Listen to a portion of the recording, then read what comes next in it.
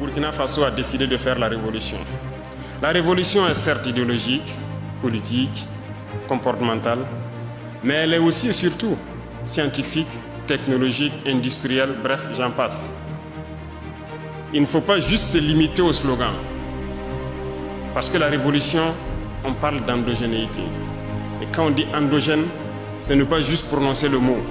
Il faut qu'on arrive à travailler par nous-mêmes et pour nous-mêmes. Moi, je pense que Dieu est juste. Il a créé tous les hommes égaux.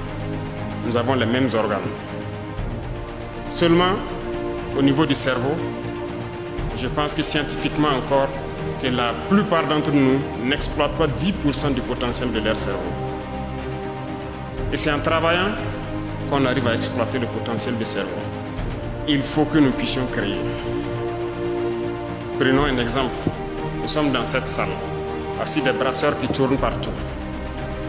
Qu'est-ce qui empêche des jeunes Burkinabés de aussi créer des brasseurs, de mettre une structure en place pour produire ces brasseurs? On peut au moins se copier. Aussi les climatiseurs, qu'est-ce qui nous empêche de le faire? Pensez-vous qu'ils sont plus intelligents que nous? La réalité est là. Comment nos ancêtres faisaient-ils pour reconnaître un sol ferralitique d'un autre sol? Comment faisaient-ils pour exploiter ce sol, extraire le fer, fabriquer leurs outils? Chaque mois ou souvent de trimestre, j'aime dire au ministre du Commerce de m'envoyer le point de situation de nos importations.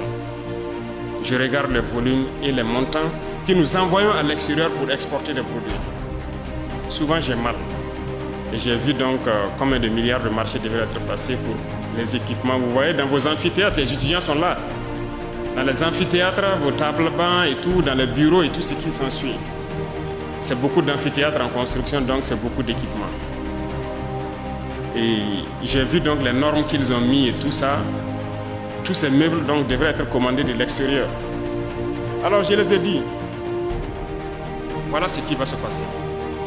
Soit nous fabriquons ça nous-mêmes à partir de nos menuisiers, nos soudeurs ici, ou bien vous rentrez en brousse, vous trouvez tous les bois morts, vous coupez des tabourets et vous venez mettre dans les universités.